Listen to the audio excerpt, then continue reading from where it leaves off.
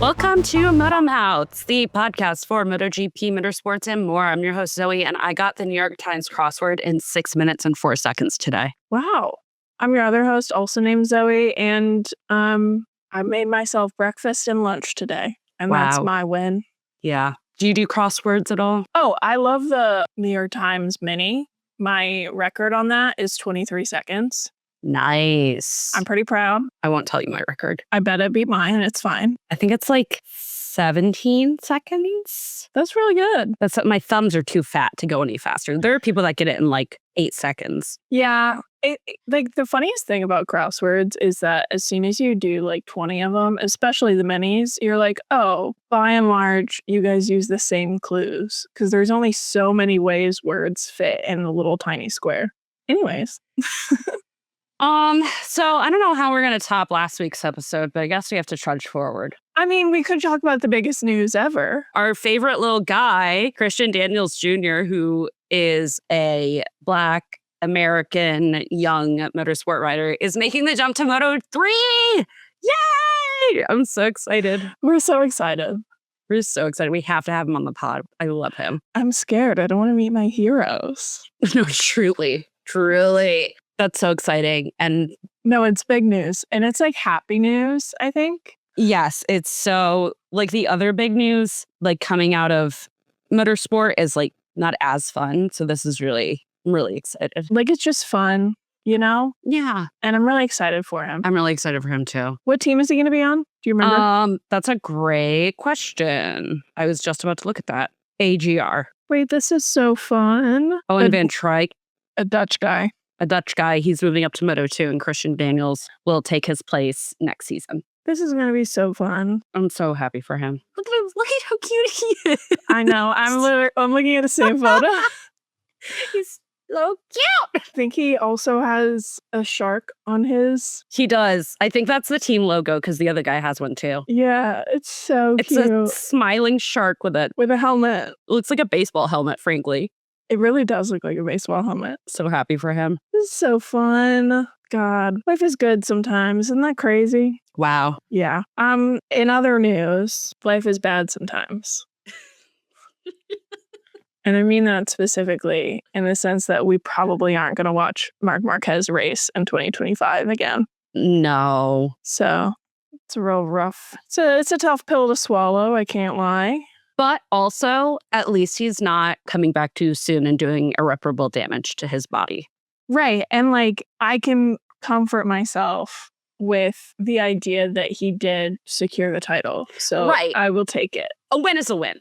Like the biggest win. Right. So, you know, the epic highs and lows of being Marc Marquez and being a Marc Marquez fan. No, truly. We talk about this. I need to be a real fan. It's so zen. Like, there's this like, I don't know, very like Buddhist way of just like, you know, accepting the things we can't change and just. I like that you're saying this while wearing a hat akin to the Chicago Cubs. I know it's not a Chicago Cubs hat, but it's very apt. What do you mean by that? What do you mean by that? Just I think that listen, my dad's a lifelong Mets fan. What do you mean by that? What do you have to say? I just think that you're getting a lot of experience in riding the waves of sports fandom. I mean, listen, did I ever think the Cubs were actually going to make it further in the playoffs? No. No one did. Am I grateful for being alive and in the city of Chicago when they broke the 100-year curse? Abso-fucking-lutely. Have you seen that, like, they think that was what knocked us onto the wrong timeline? I have seen that. And I don't disagree, but also, like, sorry. Yeah. Like, if it wasn't going to happen, it shouldn't have happened, you know? Right. Harambe and the Cubs. We needed that. We needed it. Yeah. I'm really sorry to tell the world. Anyways. Other than Mark, things happened, which is a sentence I hate saying. Yeah. We should probably touch on our predictions. I said Alex Marquez P1, Jack Miller P2. That was so sad. Well, that was really upsetting. That was a rough one. He did so good the whole weekend. And he did. Johan Zarco P3. Got Fail King right. I said Pecco Bagnaia. Yeah, you did. I did. You said Pedro Acosta P1. I was close. You said Furman Aldeguer P2.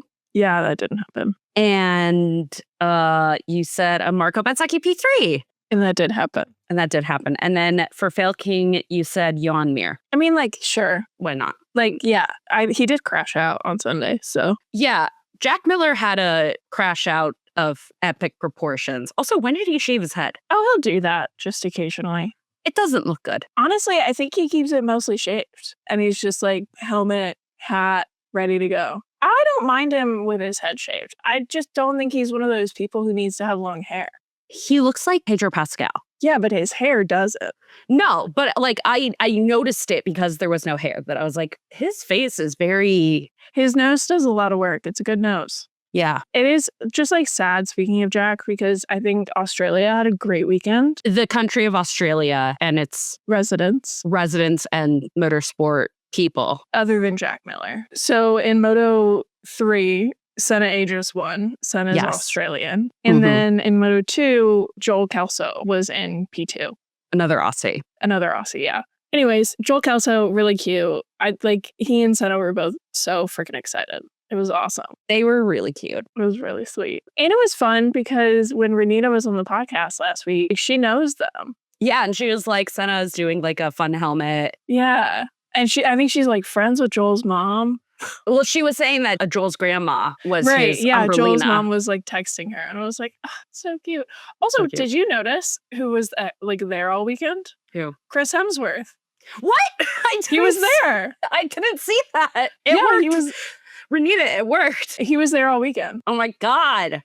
And he was like I don't know if he was on the grid walk or whatever, but he basically was like, yeah, I grew up in Phillip Island. Like, I grew up doing all of this and like coming to these, like, it's great to be here. I was like, Renita manifested. Sick. Okay. But yeah, other than that, I think the big things I wanted to touch on were, first things first is Fabio Quartararo is like a magician. Yeah. How does he keep doing that? I don't know. Like, how does he keep doing that? The pearls. No, like, there are spells in those. I have to believe it. I have to believe. It's interesting because depending on who you talk to or like the journalists you're reading, like whatever it is. And, this year doesn't help. But I'm starting to see a lot of people rate Fabio higher than everyone else on the grid. Yeah. Where it's like, obviously you have Mark who's doing some crazy nonsense. I mean, he's...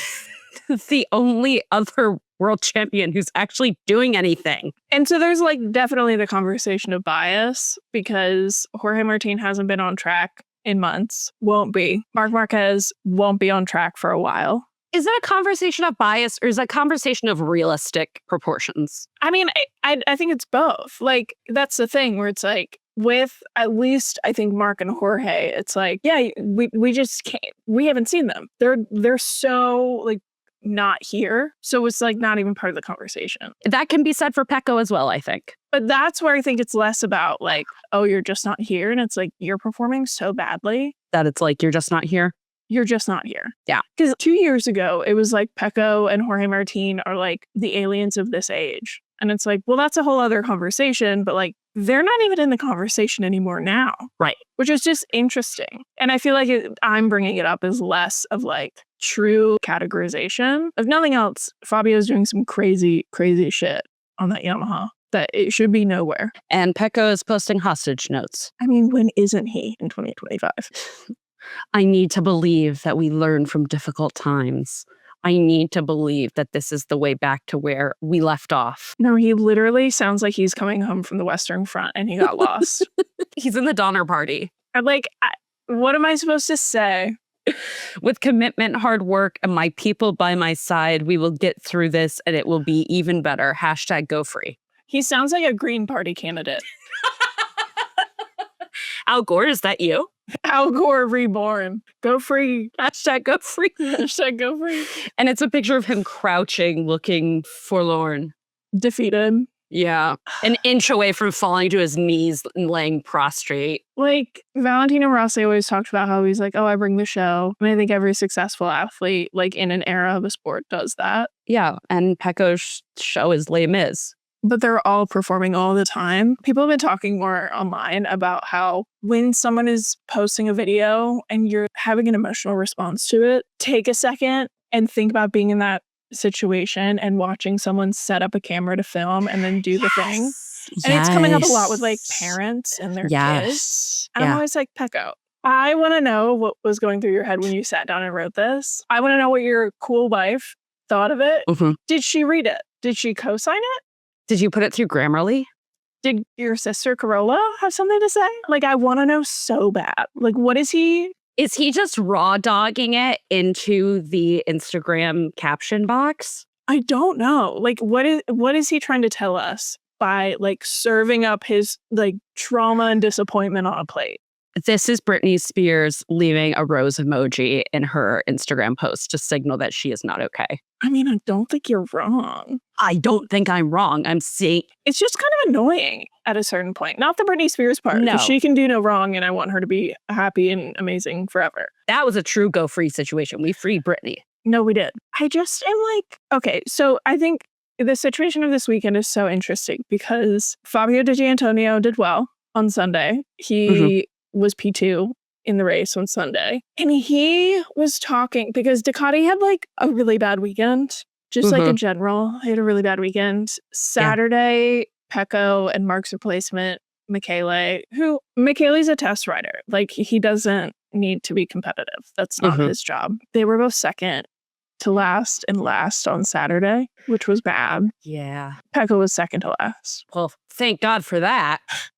And then Pecco crashed out of the GP right after he got into the points, like 3 or 4 laps before the race was over. And it's like, I just don't like what is going on? You know, like, what do you do? He needs to hire an Etsy witch. Like that, or just get a fucking therapist.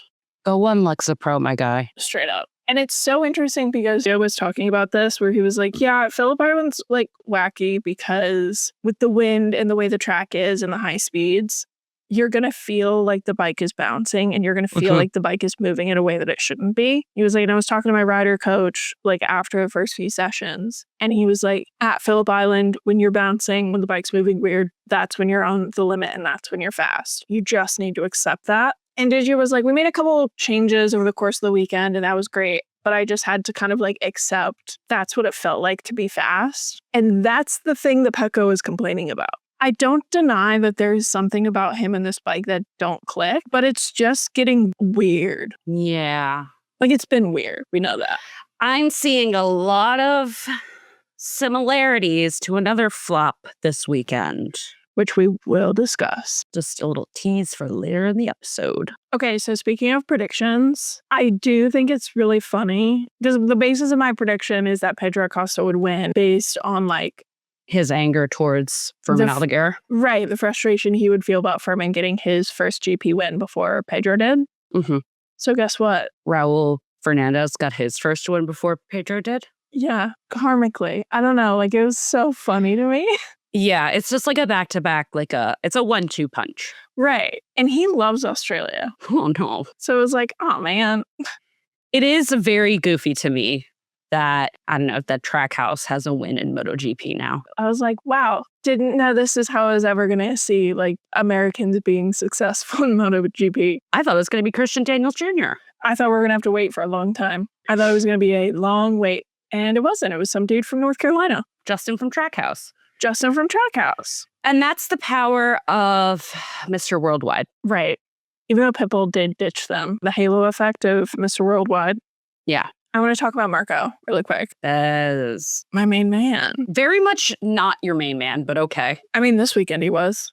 Okay. I was right. He did get 2 long lap penalties. Yes, you predicted accurately his penalties, his Schrodinger's penalty, and then also that he would zoom into third. And he did win on Saturday because the penalties don't apply them on both. He was so fucking fast. Also, really interesting. I've never really seen anyone do this since I started watching. But the entire weekend, he was practicing the long laps. Why would nobody else do that? That seems like a very understandable and like smart thing to do. I totally could have missed this, but I watch all the sessions. I haven't really seen it happen. I'd actually watched Phillip Island 2024 today, and Bez had a long lap penalty last year at Phillip Island. Next year, he's going to be really good at his long laps at Phillip Island. No, like he's going to be a star. What's really interesting too is like, so Bez on an Aprilia, obviously. Trackhouse is on Aprilias. And I think earlier this year, they basically put them on like the factory bike and just put like the ugliest sin livery from Trackhouse. So with Raul Fernandez and Marco Bezzecchi on the podium, it's like a little wonky because the 3 front row starters from last year weren't even on the grid this year, including the reigning world champion and last year's world champion. So it's like we can't make a totally informed guess on this. But I don't know. I feel like we've been talking about it all year. Like the Aprilia is getting better and better, like on a more consistent level. And then Bez is really taking it to like new heights. Bez is having the season of his career. It's crazy. New heights. Manhood. Stop. I gotta knock on wood. And speaking of P3 on the podium, he is now P3 in the championship. Yes, he is. Pecco is P4. Yeah. How far away is P5 from Pecco? I want to know that. That's a really good question. Let's look. He's like 40 points. It's Pedro and P5. Pedro. Yeah. Lock in. I don't know if Pedro knows how to do that, if I'm being honest. No, but here's my thing about Pedro is that I do truly believe this is the universe, like karmic retribution for all of his wishy-washy bullshit at the beginning of this year about trying to leave KTM. And we saw how that worked for Jorge Martin. We literally saw. We're seeing. We do have to do Sepang predictions for next week, though. It's also the 10-year anniversary of Sepang 2015. The year I graduated high school? The year I graduated high school. The 3 most important things that happened that year. Also hang on. Also the release of Shake It Off and Emotion by Carly Rae Jepsen.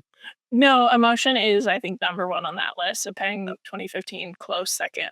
Yeah. Great. Glad we agree. Yeah, it's kind of weird Mark isn't going to be there. Yeah. Do you think he rocks up just for shiggles? First of all, shiggles, reprehensible. Second of all, absolutely I've said not. Hang on. I say it like once an episode. I have never heard you say that. I say it multiple times. I've never heard you say that. I say it multiple times an episode. You say shits and giggles. You don't say shiggles. I say shiggles. No, you don't. I think you are mishearing every single time I say shiggles because I never say shits and giggles. I always say shiggles. This is the worst thing that's ever happened to me. I hate that, by the way. I think your brain is just automatically translating it to shits and giggles, but I always say shiggles. That's horrible. Horrific. Never say that to me again. Anyways, do you think he rocks up for shiggles? Absolutely not. No. Absolutely. What could happen, though, is Alex Marquez could, like, mathematically secure P2 and the championship. I think that would be equally funny. Right. I think it'd be cute. I do think, you know, like, Alex is so tied up in Mark's legacy anyways that it's like, this might as well happen at Sepang. Yeah, I agree. Like, it's kind of a bummer, but Alex does really like this track, so. Yeah, and Valet's Proxy is not doing anything. His what? I said Valet's Proxy. Okay, that's what I thought you said. I mean, you could argue that the other one just secured P3 in the championship. That's true. There's a lot of them, dude. That's true. He's got his little army. They actually outnumber him. Okay, Sepang predictions. Go. So last year, you know who won? Pecco. Yeah, he does like this track. Okay, so you know what? I think I'm going to go in Alex Marquez P1, Bez P2, Pecco P3. Okay. Digia Fail King. I don't think his luck's going to last. Okay, so we have like a very similar prediction. Process. Yeah, because I'm going Alex P1, Bez P2, Digia P3. Okay. And Pecco Fail King. Got it. I guess we'll see. Battle it out. Okay, I guess that brings us to the great wide world of motorsports. And I would just like to say, I'd like to welcome Cunt back to Formula One. Oh, it was so good. This weekend had everything. McLaren disaster class. Max sweep. Cheating's back in a big way. I love cheating. I love cheating. Crime is back in the crime sport, baby. And also Daniel Ricciardo spit on my grave by going to every fucking hour of the pop-up, the Enchante pop-up. Yeah. Is this the time that I air my Daniel Ricciardo trauma? I think it is. I think you already have. He had that like activation with WhatsApp and the Lawrence brothers. I wasn't in that, but I saw some of the chats and I thought it was funny. It was funny. At one point he goes, plan B is for barbecue. And I was like, you're an idiot. And I love you. I know. It was like really fun just to like have him be part of the weekend again, even in that really small way. Like his personality is so him, which is like, I know it's the blandest sentence in the world, but I just don't feel like there's much personality in F1 anymore. Like we have Fernando Alonso yelling on the radio, and I love that. It's like Max and GP are carrying it. Yeah, look, I want kvetching back in Formula One, and the only person providing that is Max and GP and Fernando. Like Charles Leclerc has personality, but that's because he's being tortured at the stake. Yeah, every weekend. Yeah, that's not his personality. Get off the cross, girl. We need the wood. No, but like Max sweep. It was so good. It was like so not only good. was it a Max sweep, it was a McLaren failure. I had so much fun this weekend because it felt like 2023. Absolutely. It felt like 2023. And it was fun. And it was so fun and entertaining. And listen, I don't like when people crash out, but I do. Just in the sense that like when it happens all the time, you're like, can we just please race? Like, please. I think that there's a spectrum. I think that there's like, can we please just race? And then like 2 more crashes happen. And then it's like in Australia 2023, where it's like, this is entertaining, crash more. No, I think Australia, I will never say that about Australia. Right. Melbourne, do whatever you're doing. It's great. Yeah. Keep it up. But like the turn 1 crashes, I think this weekend were like Charles again, tortured in like a little Mario Kart. I was like watching his onboard and I could like hear the music because he had like 6 obstacles that he was just swerving around. No, but it was such a good Max weekend. I think it was such a classic Max weekend where he just both days kind of disappeared. Well, and here's the thing is that this is the start of 3 of Max's best tracks. Right. Yeah, because we're going from COTA to Maxico to Brazil. Right. And Brazil 2024, I think, is one of the best races of the last like 5-10 years.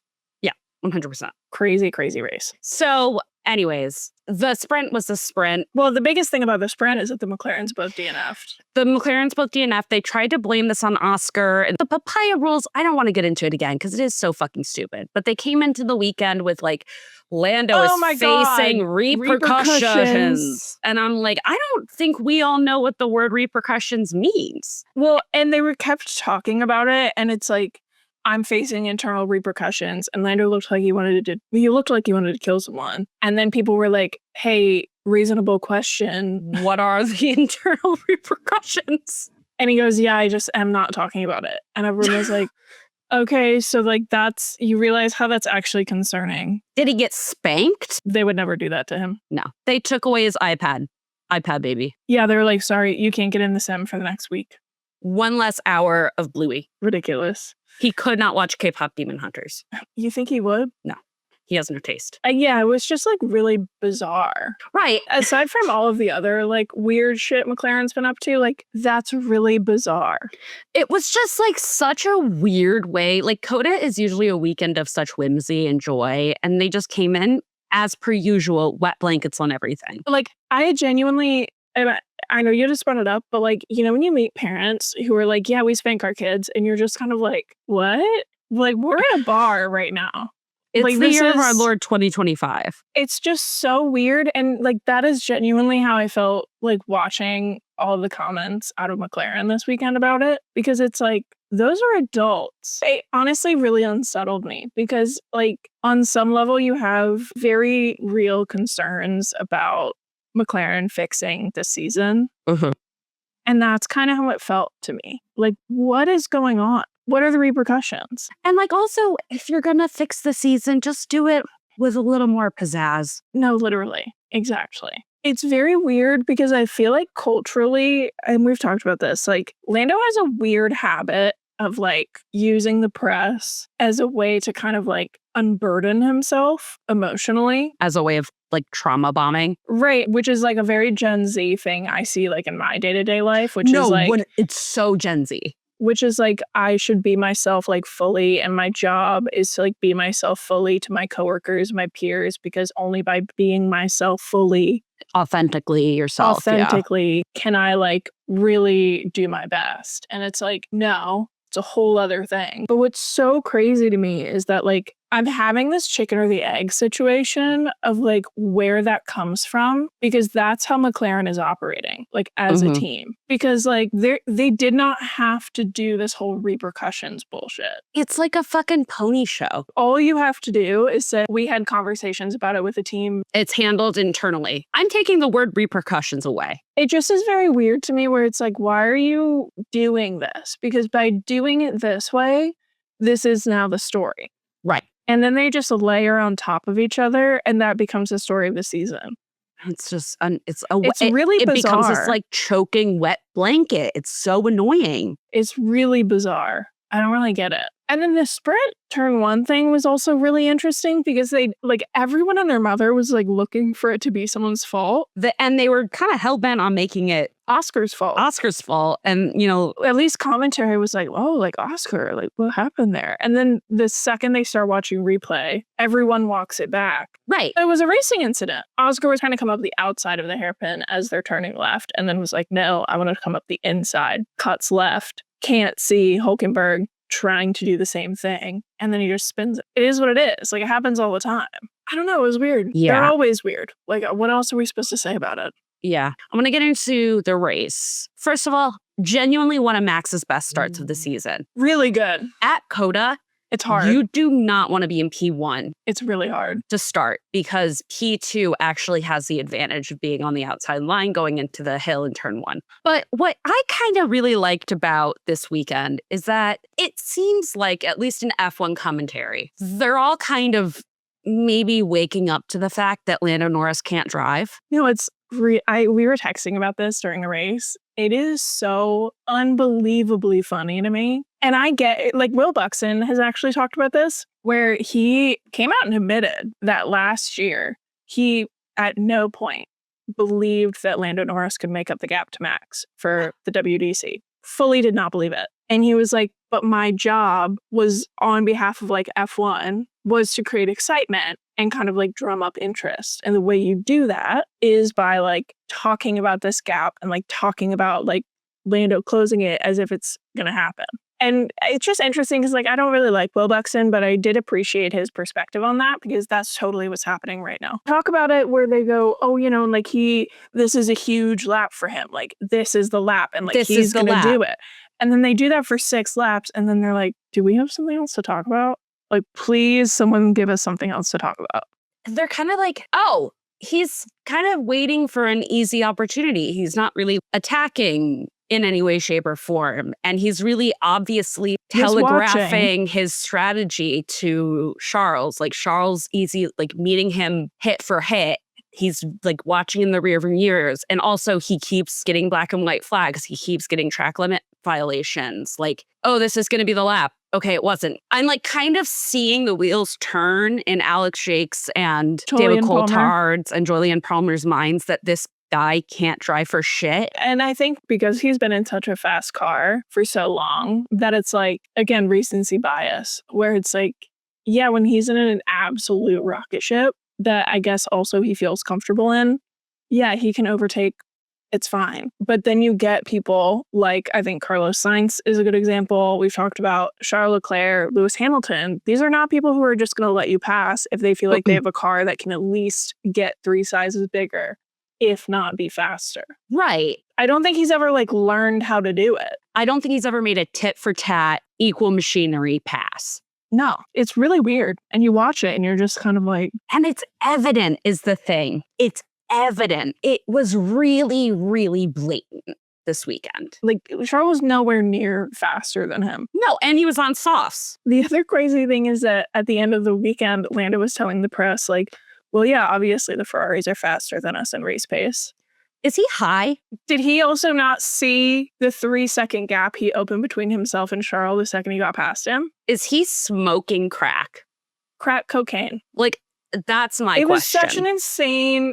I was like, what are you saying? Bro, they haven't been looking at the correct data For like all a year. season. I totally forgot about that. That's so embarrassing. Lewis Hamilton is fighting for his goddamn life.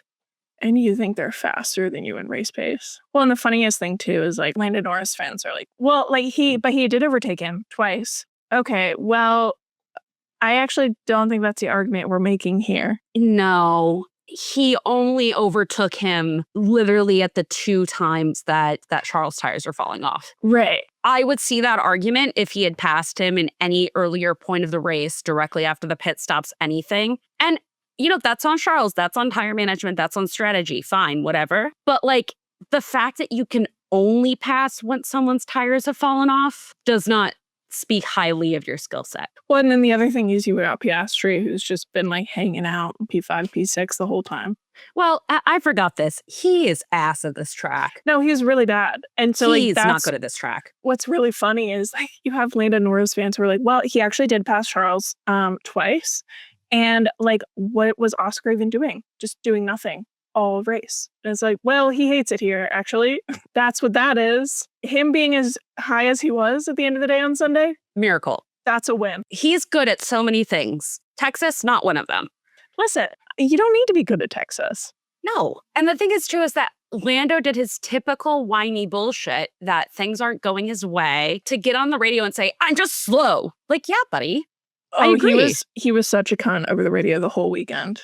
I'm sorry. Like, when Max is a cunt to GP, it's at least when he's like racing for his life. You're being a frustrated little bitch to your race engineer because you can't overtake a wildly worse car on older tires. Yeah, it's like when Max is being a little bitch on the radio, it's like he's putting in fastest lap after fastest lap on 38-lap-old tires and also overtaking people and just trying to defend as much as he can. That's when Max gets pissy on the radio of the GP. Lando, it's like a constant state. It's so annoying.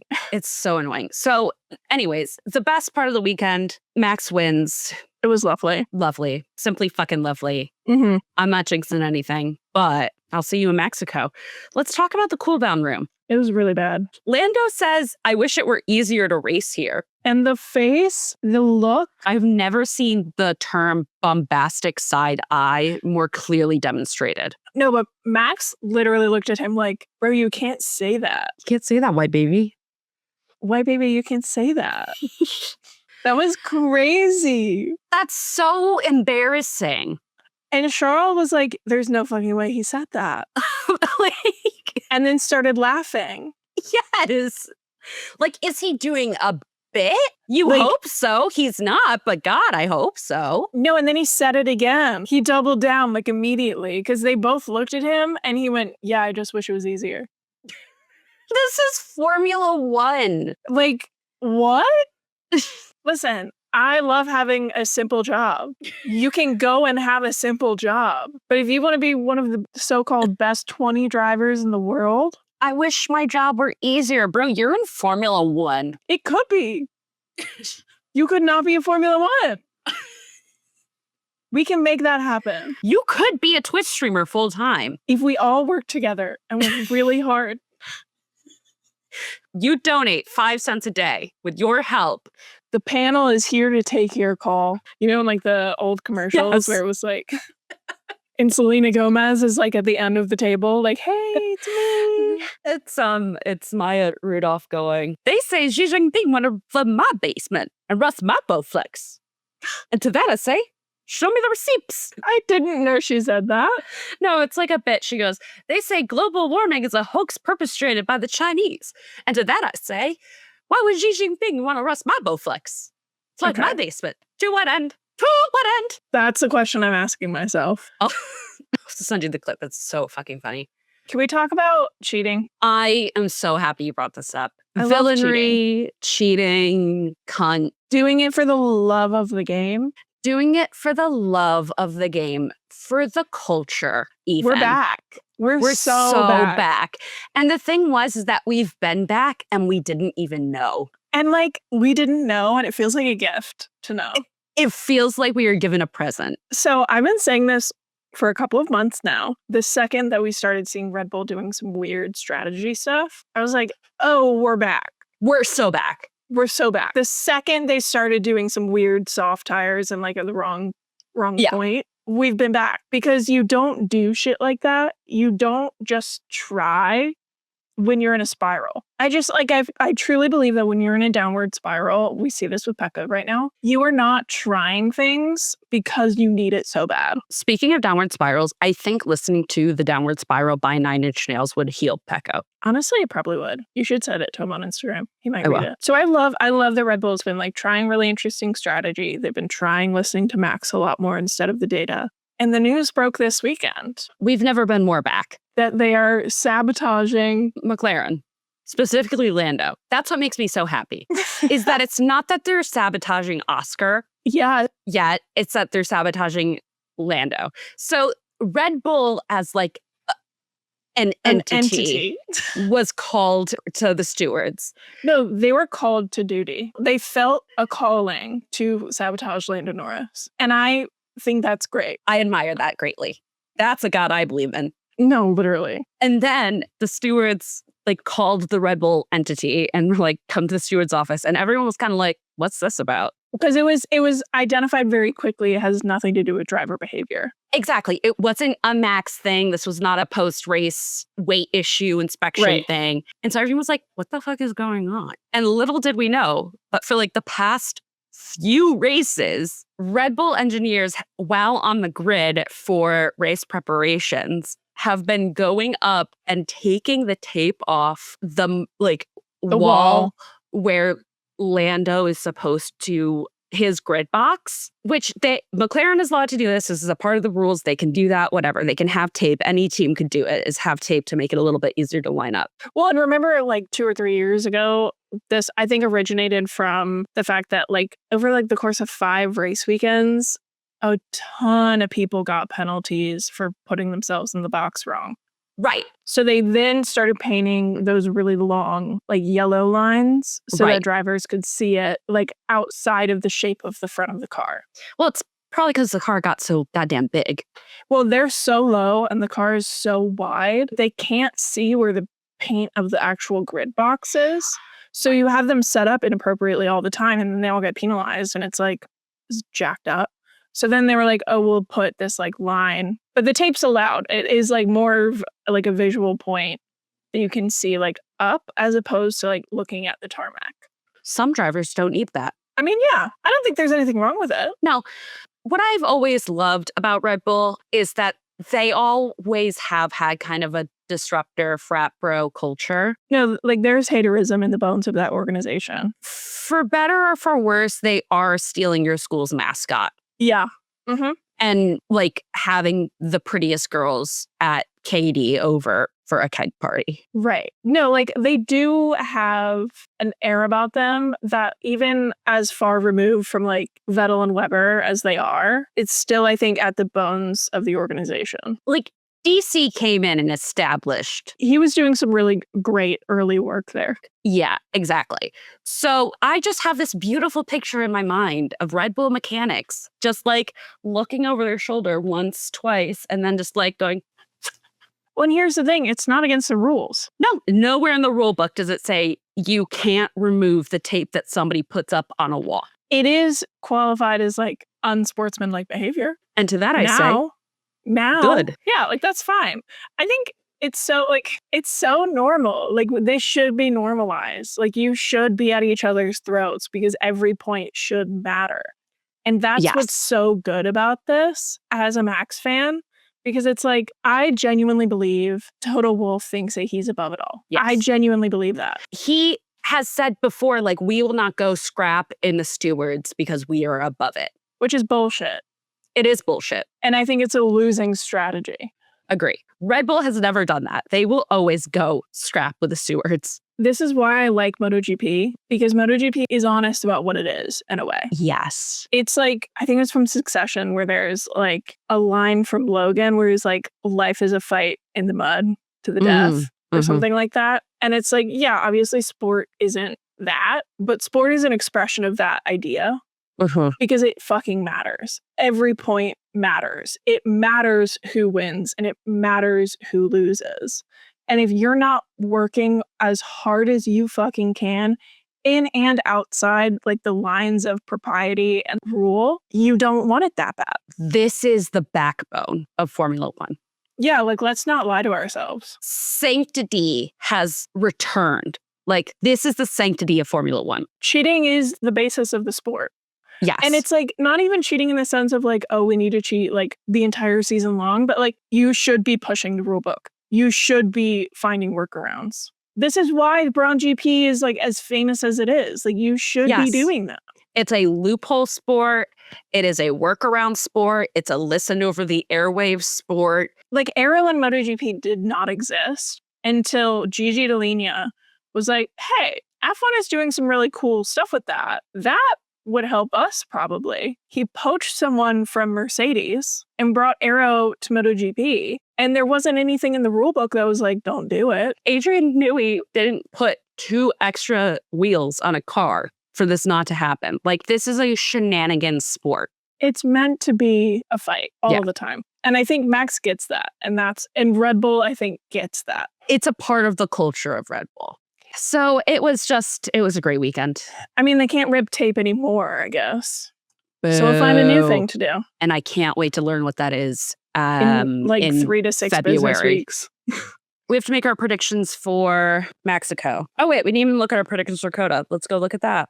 Oh, yeah. Okay. I forgot that Oscar is shit at this track. I said Oscar Piastri P1. I'm so sorry. I said Max Verstappen P2. I said Charles P3 on the nose there. Mm-hmm. And I said Phil King Lando Norris, which, you know what? Spiritually, yes. I mean, on Saturday, sure. Yeah. You said Max P1, Oscar P2, Lewis Hamilton P3. So you had P2 and P3 correct, but just the wrong drivers. Right. And I think Lewis and Oscar were in the top 6, so I was so close. You did get Phil King right. It was Carlos Sainz. He had a rough one. Yes. So we have to make our predictions for Mexico. I'm going to say Max P1. I'm going to say Charles P2, Lando P3, Phil King, Oscar. Okay. I'm going to go with the Max P1 as well. Also a Charles P2. Mm-hmm. We're really similar this week. I'm going to go for George Russell P3. That's a really good selection. And then Phil King. I'm going to go with... Did you also say Oscar? Yes. For Phil King? Yeah. I'm also going to say Oscar. Fuck. I just feel like he's not always super strong towards the end of a season. I've seen a lot of people talking about this, but splitting 2 drivers once you get closer to the end of a title fight is like the best way to win it. And so if Oscar keeps hemorrhaging points, they all are much closer to like mathematically getting it. Also, there's no way McLaren commits to a number 1 driver. So they're going to get split. They're shooting themselves in the foot, and I can't wait to see it. I'd love to see it. I'll be seated. That brings us to the grid as ... which for the uninitiated is a moment in our podcast where we categorize a handful of riders and drivers from across the great wide world of motorsport as a person, place, thing, idea, concept, and in honor of the iconic trophies at COTA this weekend, we're going to go with the grid as horned creatures. Would you like to go first? Sure. So I'm going with Marc Marquez as 1, naturally. What I think is really fun about this, and I didn't really think about it, but they're all like mammals. Yeah. Except for Jackson's chameleon, which has horns and is a lizard. Right. And I just think it's funny because Mark is like so different and talented. And he's a chameleon. He's adaptable. Like that's one of his big skills. So I think it's fun. Marco Bezzecchi is an African buffalo. Okay. Because the photos of them just look like they're chill dudes who hang out. All right. And I kind of love that. At the watering hole. I did have one more. The royal antelope is like really, really teeny and really cute. And it just reminds me of Ollie Bearman. I'm going to go with Fernando Alonso. Fernando Alonso is a white rhinoceros. Yeah. Endangered. Old. Lumbering. Yeah. Bitchy. Yes. Hair trigger temper. Wrinkles. Ashen. Should be dust. Should be dust on this earth. Actively hunted. No, and what's funny is Fernando thinks he's being oppressed. Do you remember that? Yes. He's so fucking funny. F1 is racist against Spanish people. Literally. Lando Norris is a horned frog because I think they are annoying as fuck. Okay. The I see it. Texas Christian University mascot is the Horned Frogs, and there's beef there between the Georgia Bulldogs and TCU. Also, like TCU is always jealous they're not UT, so. TCU has a host of issues. Right. And we can't get into all of that. We don't have time to unpack it all. I want to read what just popped up. Despite their toad-like appearance, they are true lizards with scales, claws, and external ear openings. They are well known for their unique defense mechanisms, including camouflage, inflating their bodies, squirting blood from their eyes to deter predators. Oh, that one. To me, that's annoying, and that's very Lando Norris bitching over the radio. He is actively squirting blood out of his eyes. So wait. Okay. And then I have another bonus. Okay. Carlos Sainz is a horned owl because he got those big eyes. You do got those big eyes. And he's like kind of wise, but also not. Sure. I have another bonus. Lance Stroll is a moose. He was on one this weekend. No, also like they showed him a lot. He was just trucking. He was the only one doing anything. I know. Kimi Antonelli is a giraffe because it's like he kind of has horns. I think like he and George are giraffes. Right. Like they kind of have horns, but they're not really like horns. They're like cartilage. Right. I mean, most horns are. No, they're keratin. Right. You're right. Isaac Hadjar, narwhal. I could see it. So technically that is a tusk. Anyways, that brings us to the end of our podcast. Come hang out with us on Instagram, TikTok, Threads, YouTube, and don't forget to engage with the podcast, like, share, rate, review, comment, subscribe, any and all of the above mechanisms to help us grow. We really appreciate it. And let's keep chatting soon. Okay, bye. Okay, bye.